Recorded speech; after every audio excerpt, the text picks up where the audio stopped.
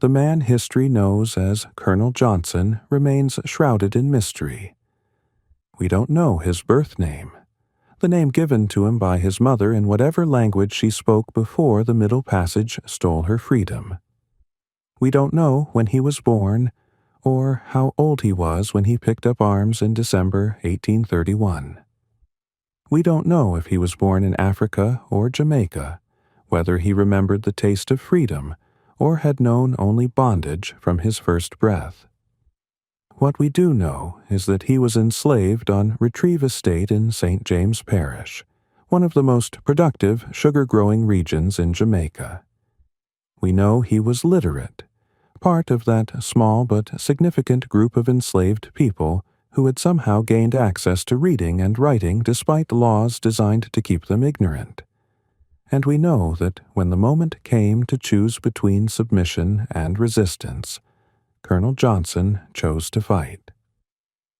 Retrieve Estate was typical of Jamaica's plantation economy. These weren't small farms.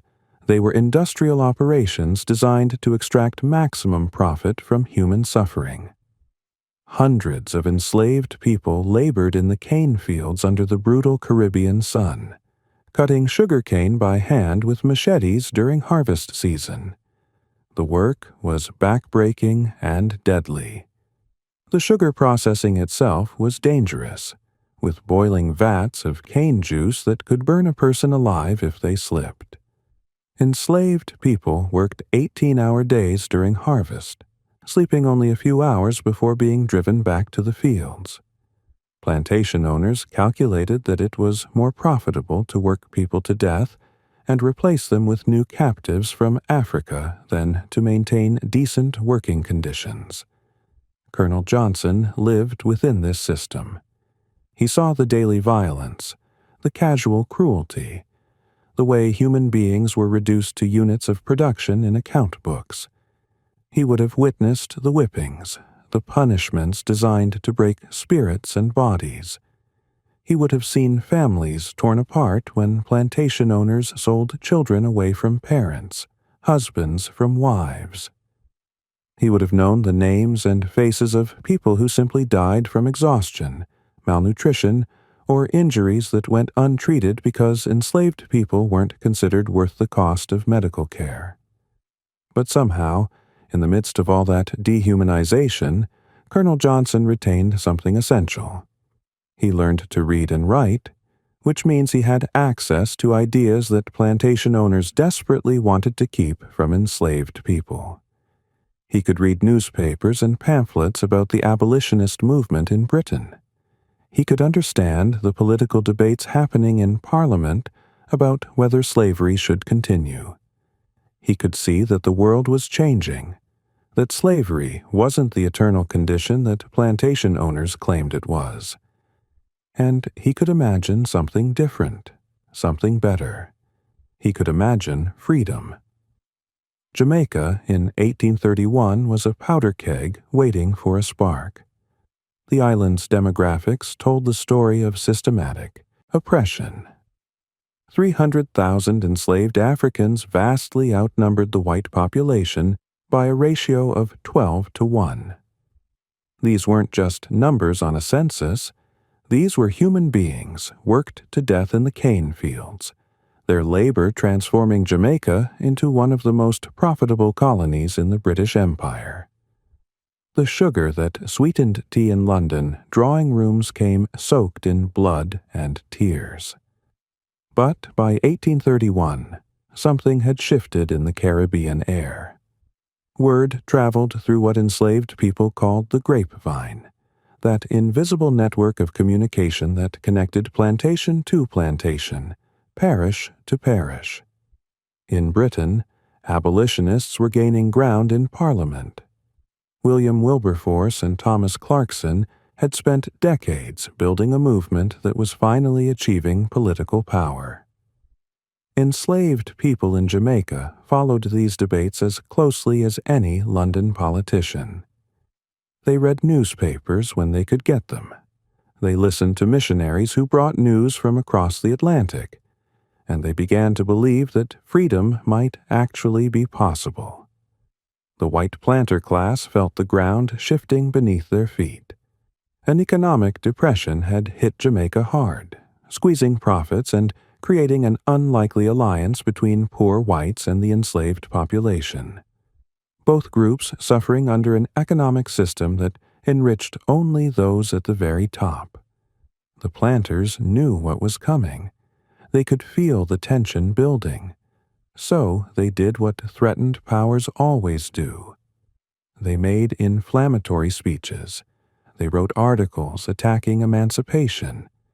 They talked openly about seceding from the British Empire and joining the United States as a slave state, postponing freedom indefinitely.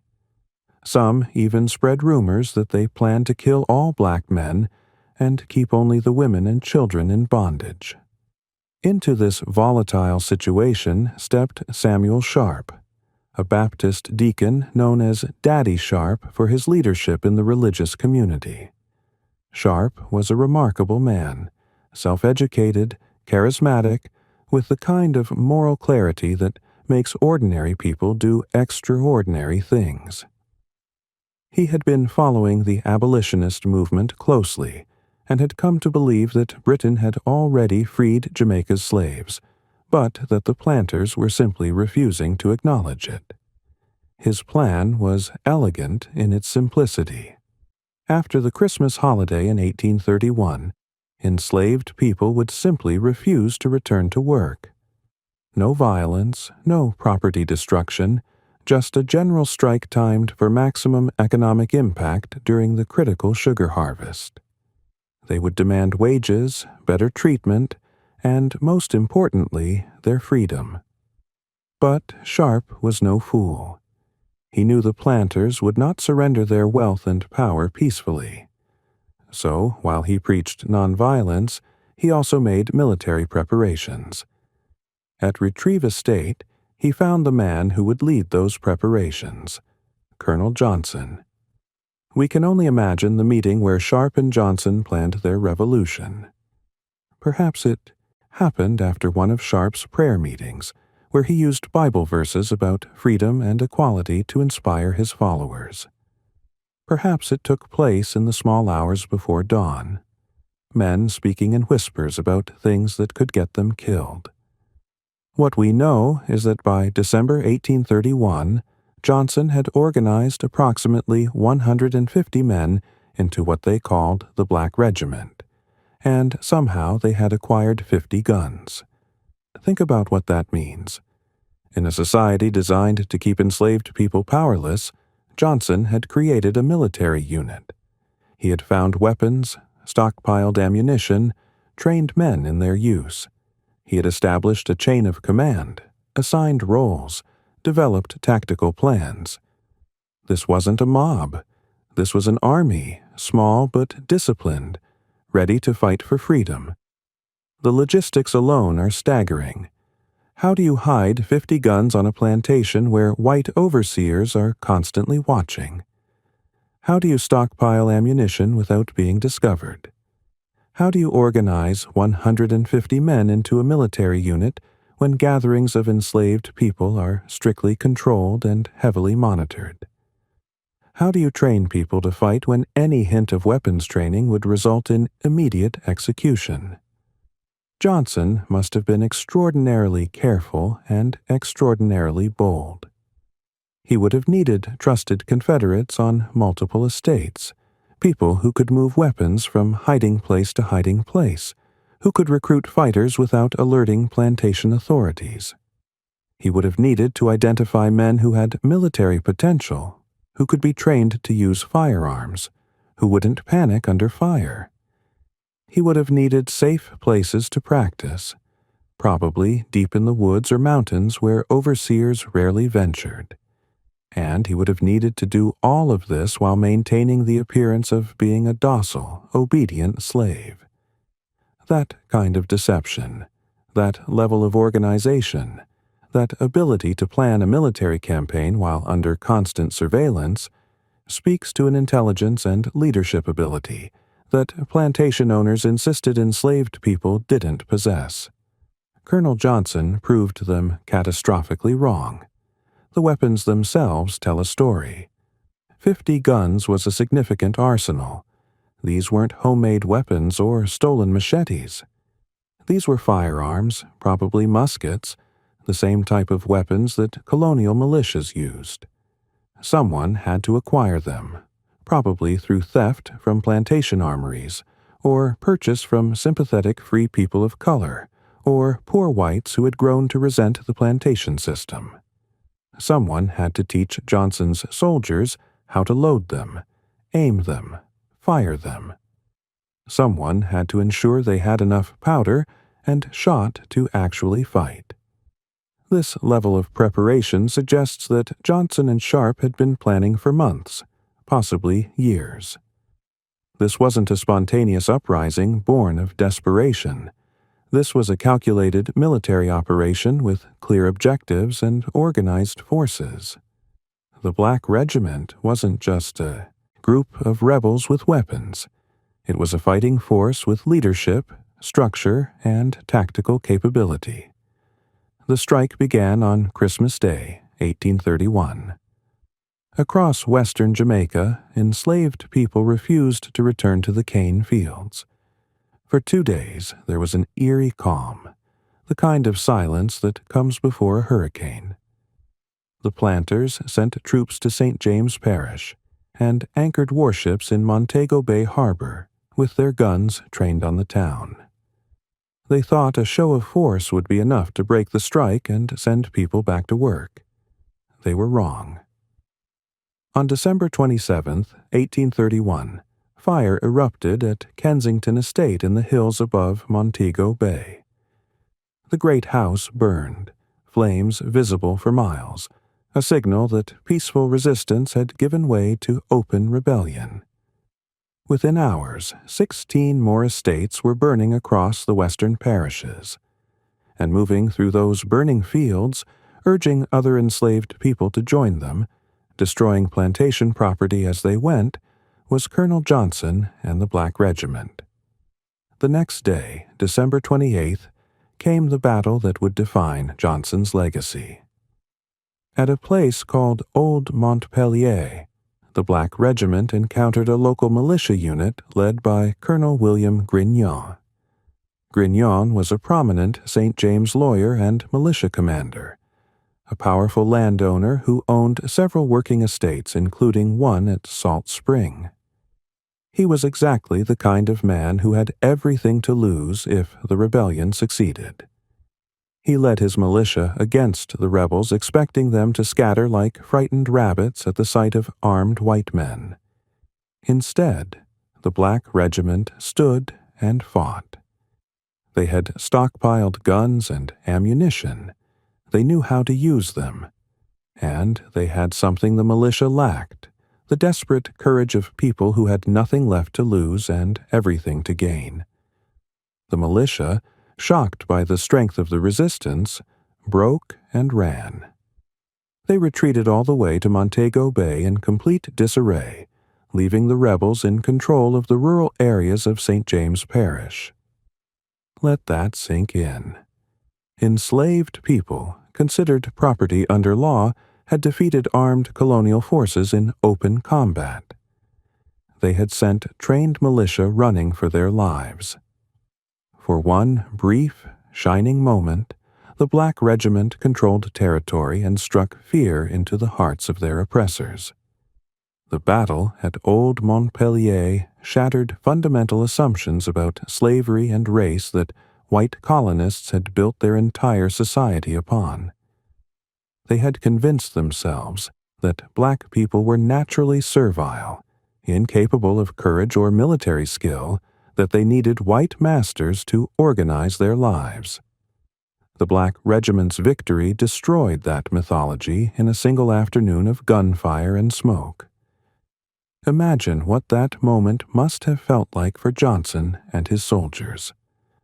For their entire lives, they had been told they were inferior, that they were property, that resistance was futile. White men had held the power of life and death over them. White men with guns had enforced the system that kept them enslaved. And now, For the first time, they had faced those armed white men in battle and won. They had seen the militia run. They had taken control of territory. They had proven that the system of slavery was maintained not by natural law or divine will, but by force alone, and that when that force was met with organized resistance, it could be defeated. The psychological impact of the victory at Old Montpellier cannot be overstated. Word spread rapidly through the slave grapevine. The Black Regiment had won. Colonel Johnson had led his men to victory. The militia had run. Suddenly, the impossible seemed possible. If one group of enslaved people could defeat colonial forces, maybe others could too. If Johnson's soldiers could control territory, maybe the rebellion could actually succeed. The victory at Old Montpellier transformed the Christmas Rebellion from a strike into a genuine military insurrection with a real chance of overthrowing the colonial order. For Grignon and the other plantation owners, the defeat was a nightmare made real. These weren't just slaves refusing to work. These were organized military forces capable of defeating colonial troops. If word of the defeat spread, it could inspire uprisings across the entire island, across the entire Caribbean. The economic and social order that had made them wealthy and powerful was suddenly revealed as fragile, dependent on military superiority that could be challenged and defeated. Johnson didn't stop with one victory. The Black Regiment moved through the hills, invading estate after estate. They urged other enslaved people to join them, and join they did by the thousands. They burned plantation houses and cane fields, destroying the economic infrastructure of slavery itself. The fires they set blazed through the great river valley, spreading from St. James into Westmoreland and St. Elizabeth parishes. It was systematic, coordinated, military destruction aimed at the economic heart of the plantation system. Other black military units were fighting across the island. A smaller force of about 150 rebels attacked militia at the far western end of Jamaica, though they suffered heavy losses, with approximately 25 rebels and one white militiaman killed in that engagement. But the Black Regiment's success at Old Montpellier had demonstrated something crucial. Enslaved people could fight, they could win, and the colonial order was far more fragile than it appeared. The authorities panicked. On December 31, 1831, they declared martial law across the island. Sir Willoughby Cotton of the British Army took command of all military operations against the rebels. He had regular army troops, local militia, and naval forces at his disposal. But even with all that firepower, he struggled to regain control. So he made a devil's bargain. He enlisted the Jamaican Maroons. The Maroons were themselves descended from escaped slaves who had won their freedom through armed resistance and had established independent communities in Jamaica's mountainous interior. They had signed treaties with the British colonial government guaranteeing their autonomy. Now, Cotton asked them to help suppress a slave rebellion. It was a cruel irony, former freedom fighters being used to crush a new generation fighting for the same freedom they had won. The Maroon involvement in suppressing the Christmas Rebellion reveals the complex and often tragic dynamics of colonial divide-and-conquer strategies. The Maroons had fought 2 wars against the British in the 18th century. They had used guerrilla tactics, knowledge of Jamaica's mountainous terrain, and fierce determination to win their freedom and establish independent communities at Accompong Town, Charlestown, and Moortown. They were legendary warriors who had done exactly what Colonel Johnson and his soldiers were trying to do. They had taken up arms, fought colonial forces, and won their freedom. But that freedom came with conditions. The treaties the Maroons signed with the British required them to return escaped slaves and to assist in suppressing slave rebellions.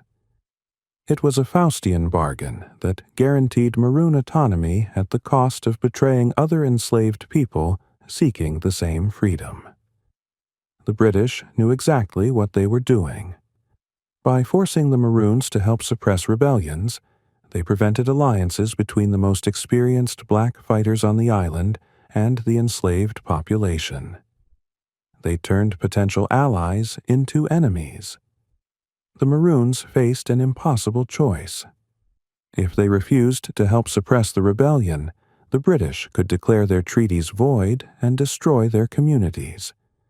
Their freedom, hard-won through decades of warfare, could be taken away. If they helped suppress the rebellion, they betrayed people fighting for the same cause they had once fought for.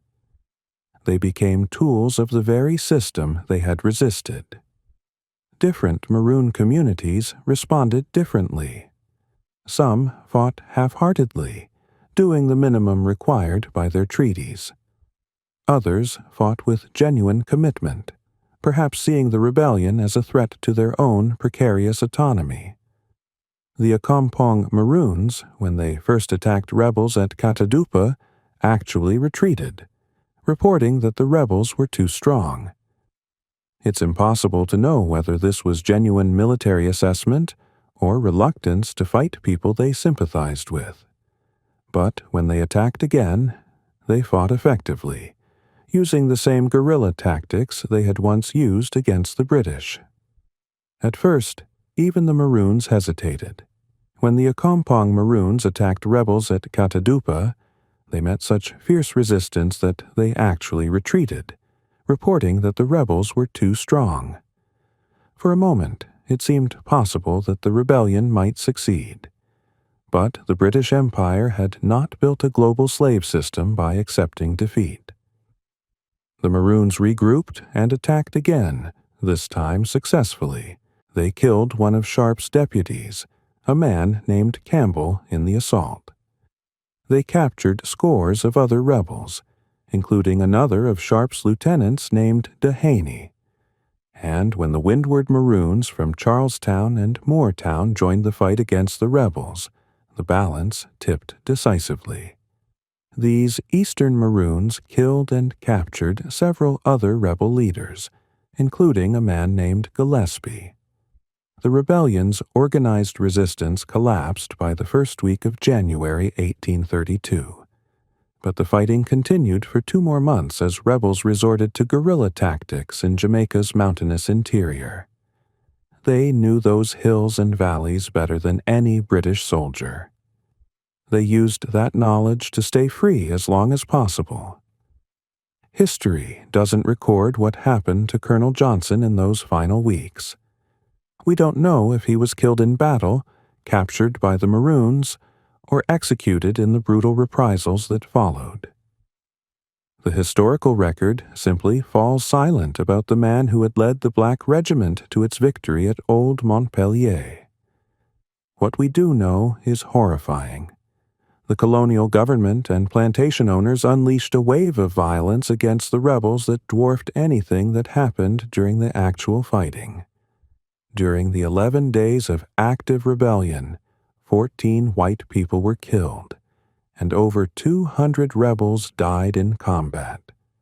Those numbers, terrible as they are, pale in comparison to what came after. Approximately 500 rebels were killed in total, with another 300 to 340 executed through various forms of judicial proceedings. The courts condemned people for minor offenses. One man was executed for stealing a pig, another for taking a cow. Their bodies were piled up by black laborers and dumped in mass graves on the outskirts of towns. Some were hanged, and their severed heads were placed on display around plantations as a warning to anyone who might think about resisting slavery. Samuel Sharp was captured and hanged on May 23, 1832, in Montego Bay. Before his execution, he met with Methodist missionary Henry Bleeby and told him something that would echo through history. "I would rather die upon yonder gallows than live in slavery." Those words captured what the Christmas Rebellion was really about. It wasn't just about wages or working conditions. It was about human dignity. It was about the fundamental truth that no person should own another person. It was about being willing to die for freedom rather than live in chains. The property destruction was massive. The Jamaican Assembly's summary report, issued in March 1832, estimated damage at £1,154,589. In today's money, that's roughly £124 million. Thousands of rebels had set fire to more than 100 properties, destroying over 40 sugar works and the houses of nearly 100 white planters. They had struck a devastating blow against the economic system that enslaved them. And here's where the story gets interesting. The planters and colonial authorities thought they had won. They had crushed the rebellion. They had executed its leaders. They had made terrifying examples of anyone who dared resist. But in doing so, they had actually lost. News of the Christmas Rebellion and the savage repression that followed reached Britain and caused outrage. The Baptist missionaries William Knibb and Thomas Burchell, who had been arrested and roughly treated by colonial authorities despite having no role in planning the rebellion, returned to Britain and testified before Parliament. They described the brutal conditions that had driven people to rebel. They talked about the violence of the repression. And importantly, they noted that some of the worst violence had been directed at white missionaries simply for associating with black congregations. The treatment of Knibb and Burchell was particularly significant. White missionaries being arrested, threatened with tar and feathering, subjected to mob violence, this crossed a line for many British politicians who might have been willing to accept violence against enslaved black people, but were shocked by violence against white British subjects. The missionaries became powerful witnesses precisely because their whiteness gave them credibility in British society that black witnesses would never have had. Knibb was particularly effective. He toured Britain giving speeches about what he had witnessed in Jamaica. He described the brutal repression, the mass executions, the heads displayed on poles around plantations. He talked about meeting Samuel Sharp in prison and being struck by his intelligence, his moral clarity, his unwavering commitment to freedom. He argued that the rebellion had been driven not by missionary influence, as the planters claimed, but by the inherent injustice of slavery itself. People who had been taught to read the Bible, who had learned about freedom and equality and human dignity, naturally concluded that slavery was evil and had to be resisted. The British Parliament held 2 inquiries into the rebellion. Representatives were shocked by what they learned. The brutality of the Jamaican plantocracy, the systematic oppression, the economic exploitation, all of it was laid bare. The inquiries revealed something that abolitionists had been arguing for decades. Slavery could only be maintained through constant violence and the threat of violence. It wasn't a benevolent paternalistic system, as defenders of slavery claimed. It was systematic brutalization of human beings for economic profit. The political momentum shifted decisively. Before the Christmas Rebellion, abolition had been a contentious issue with powerful opposition from plantation interests. After the rebellion, it became increasingly untenable to defend slavery. The cost of maintaining the system had become too high, both economically and morally.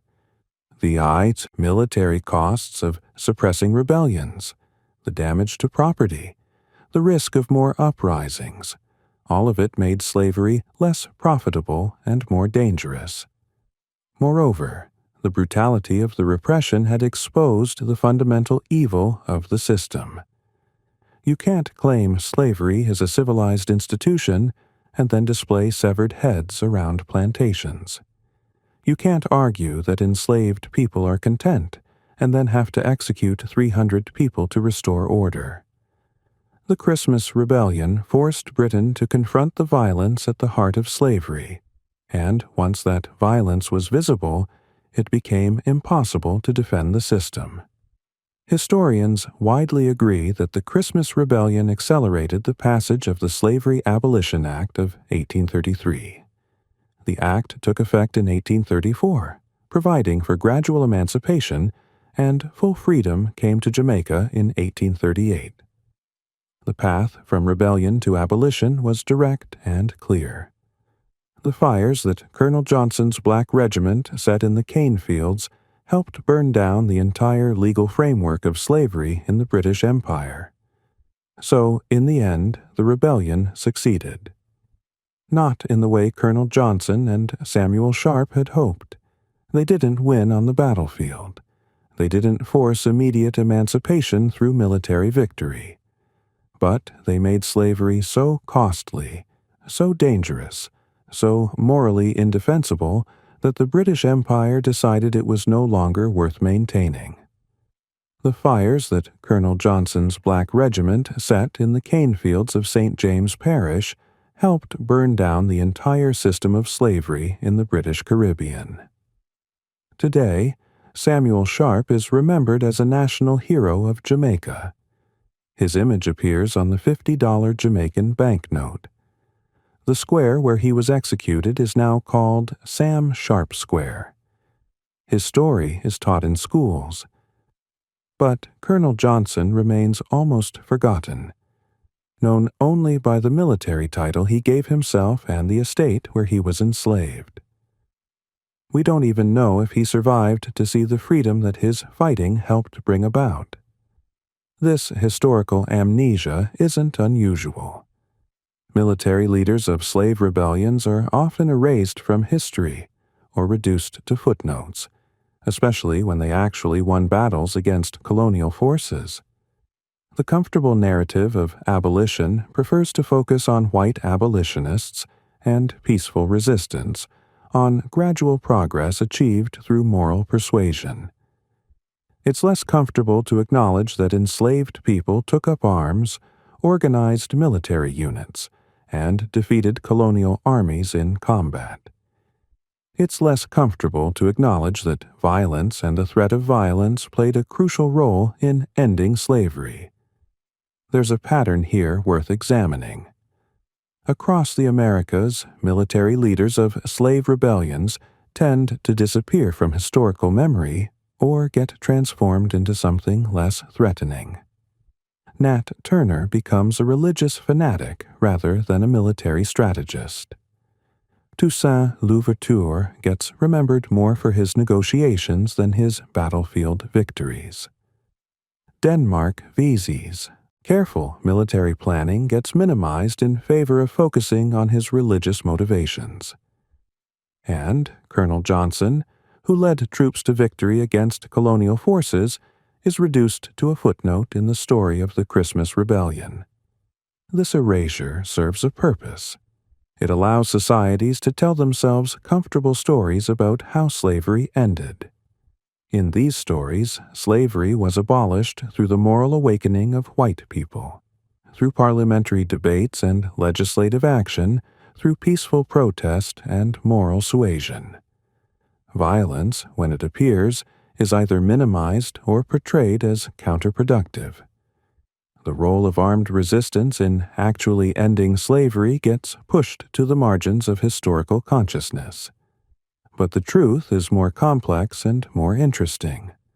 Abolition happened because of a combination of factors: the tireless work of abolitionists, economic changes that made slavery less profitable, moral and religious arguments against the institution, and, crucially, the resistance of enslaved people themselves, including armed resistance that made slavery too expensive and too dangerous to maintain. The Christmas Rebellion was part of a pattern. Throughout the Americas, enslaved people rebelled against their bondage. In Haiti, the revolution led by Toussaint Louverture and Jean-Jacques Dessalines successfully overthrew slavery and established an independent Black Republic. In Brazil, Palmares established a quilombo that lasted for almost a century. In Virginia, Gabriel Prosser and Nat Turner led uprisings that terrified plantation owners. In South Carolina, the Stono Rebellion showed that enslaved people would fight for freedom.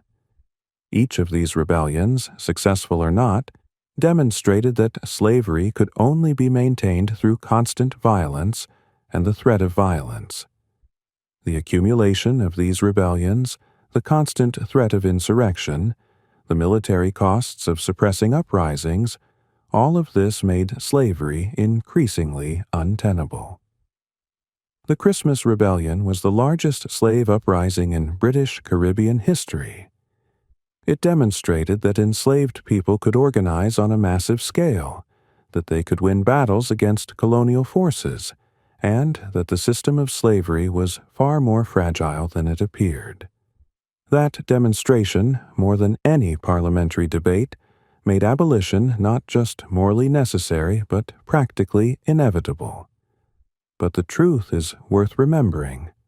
Colonel Johnson existed. He organized the Black Regiment. He led them to victory at Old Montpelier. He and his soldiers invaded estates across western Jamaica, destroying the infrastructure of slavery and inspiring thousands of others to join the fight for freedom. They showed that enslaved people were not helpless victims waiting for white saviors to free them. They were active agents of their own liberation, willing to risk everything for freedom. The Christmas Rebellion of 1831 to 1832 was many things. It was the largest slave uprising in British Caribbean history. It was a turning point in the abolition of slavery. It was a demonstration of courage and organization and military skill by people who were supposed to be incapable of such things. And, at its heart, leading 150 armed men into battle against a system that considered them property, was a man history knows only as Colonel Johnson of Retrieve Estate. We don't know what became of him. We don't know if the Maroons killed him in the mountains, or if he was captured and executed in those terrible months of repression. We don't know if he somehow survived to see freedom come to Jamaica in 1838. But we know this. On December 28, 1831, at a place called Old Montpelier, an enslaved man led a disciplined military unit into battle against armed colonial forces and won. We know that his victory sent shockwaves through the plantation system and gave hope to thousands of other enslaved people that freedom was possible. We know that the fires his Black Regiment set helped burn down slavery itself. History has forgotten Colonel Johnson's birth name, his age, his fate, but it cannot erase what he did. He fought. He won. And in fighting and winning, he helped break the chains that bound hundreds of thousands of people across the British Caribbean. That legacy, even if unnamed, deserves to be remembered. Because every time someone tells the story of how slavery ended, they need to include the man who led armed rebels to victory in the hills of Jamaica.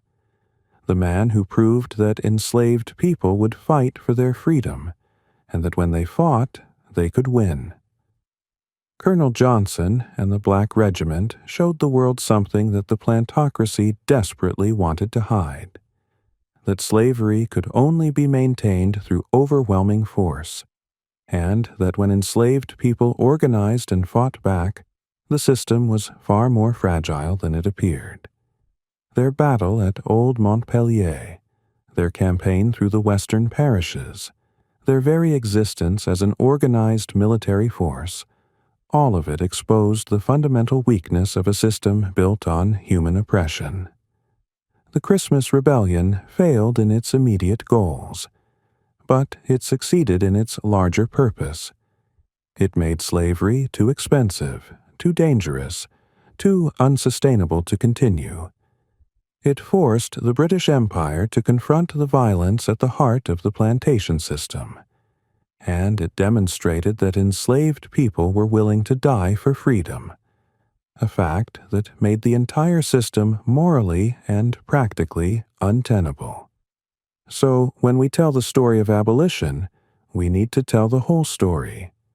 Yes, tell the story of William Wilberforce and the abolitionists in Parliament. Yes, tell the story of Samuel Sharp and his call for peaceful resistance.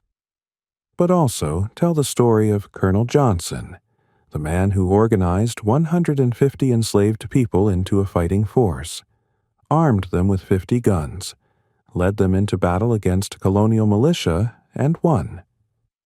Tell the story of the Black Regiment, which controlled the rural areas of St. James Parish and struck fear into the hearts of their oppressors.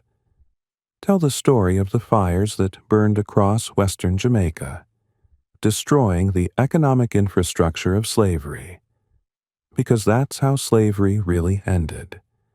Not just through moral persuasion and parliamentary debates, but through the courage of people who said enough, who organized, who fought, who won battles even if they ultimately lost the war, and who made the system of human bondage so costly and so dangerous that those in power decided it was no longer worth maintaining. Colonel Johnson may be forgotten by name, but his actions echo through history. Every person who walks free in Jamaica today, every descendant of those who were enslaved, carries within them the legacy of his courage. The man from Retrieve Estate who became a colonel, who led his troops to victory, who showed the world that enslaved people could fight and win. His name may be lost, but his impact endures, and that's the real story worth remembering. But let's go deeper into what Colonel Johnson's story reveals about resistance, leadership, and the nature of slavery itself. The fact that he could organize the Black Regiment tells us something crucial about enslaved communities in Jamaica. Despite the brutal conditions, despite the constant surveillance, despite laws designed to prevent any form of organization, enslaved people created networks of communication and cooperation that allowed them to plan and execute complex operations. These networks existed beneath the surface of plantation society. They operated through coded language, through religious meetings that doubled as organizational sessions, through trusted relationships built over years. The slave grapevine that spread word of the rebellion across Jamaica was real and effective. Information traveled faster through enslaved communities than through official colonial channels. Colonel Johnson was able to tap into these networks, to use them to recruit fighters, to coordinate actions across multiple estates, to organize what was essentially an army under the noses of plantation authorities. This challenges fundamental assumptions about slavery and power. Plantation owners believed they had total control. They had the law on their side, military force at their disposal, economic power that could destroy lives with a word. But they didn't control information. They didn't control the inner lives of enslaved people. They didn't control the bonds of solidarity that developed in slave quarters, in the fields, in the small spaces where people could speak freely. Colonel Johnson's ability to organize the Black Regiment reveals that enslaved people weren't victims waiting for salvation. They were active agents capable of remarkable feats of organization and resistance. The fact that Johnson could acquire 50 guns, train 150 men to use them, and lead them into successful combat against colonial forces demonstrates capacities that the ideology of slavery insisted black people didn't possess. Every aspect of slavery was designed to deny these capacities. Laws against literacy aimed to keep enslaved people ignorant. Laws against assembly aimed to prevent organization. Laws against bearing arms aimed to keep them powerless. The entire legal structure of slavery was built on the premise that black people needed to be controlled because they were incapable of controlling themselves. Colonel Johnson's Black Regiment shattered that premise. They demonstrated tactical skill, discipline, courage, and military effectiveness. They proved that the ideology of slavery was a lie designed to justify oppression. Consider what it took for Johnson to not just organize, but to lead. Leadership under slavery was complicated. Any enslaved person who showed too much initiative, too much intelligence, too much ability to organize others was marked as dangerous and either sold away or dealt with more harshly. Johnson had to be smart enough to organize a military operation, but clever enough to avoid detection until the moment was right. He had to inspire loyalty in his followers while maintaining the appearance of compliance to plantation authorities. He had to plan for military contingencies while performing the role of obedient slave. That kind of duplicity, that ability to maintain multiple identities and roles, speaks to a sophisticated understanding of power and how to subvert it. Johnson wasn't just reacting to oppression. He was strategically planning how to overthrow it. He was studying his enemy, understanding their strengths and weaknesses, finding the moments when they were most vulnerable. He was thinking like a military commander while being treated as property. The victory at Old Montpelier wasn't luck. It was the result of preparation, planning, and tactical execution. Johnson positioned his forces effectively. He ensured they were properly armed and trained. He chose the moment to engage. And when the battle came, his soldiers stood firm instead of breaking. That's not accidental. That's leadership, discipline, and courage forged under the most adverse circumstances imaginable. We should also consider what Colonel Johnson's story means for how we understand the ending of slavery. The traditional narrative focuses on abolitionists in Britain and their moral arguments. That's part of the story, but it's not the whole story. Slavery ended because enslaved people made it too costly and too dangerous to continue. The Christmas Rebellion caused over £1 million in property damage. It killed 14 colonists and demonstrated that 60,000 people were willing to risk everything for freedom. That kind of threat couldn't be ignored. The British Empire was good at cost-benefit analysis. When slavery became more expensive than it was worth, when the military costs of suppressing constant rebellions exceeded the economic benefits of slave labor, when the moral stain of slavery threatened Britain's self-image as a civilized nation, abolition became inevitable. The Christmas Rebellion accelerated that calculation. It showed that slavery in Jamaica wasn't sustainable without constant military presence and periodic violent suppression. It showed that the enslaved population wasn't going to accept bondage peacefully, that resistance would continue and potentially escalate. Colonel Johnson and the Black Regiment made slavery too expensive. That's not the romantic story of abolition that gets taught in schools, but it's the truth. The fires they set, the battle they won, the territory they controlled, all of it demonstrated that the plantation system was vulnerable to organized resistance. And once that vulnerability was exposed, the entire edifice of slavery began to crumble.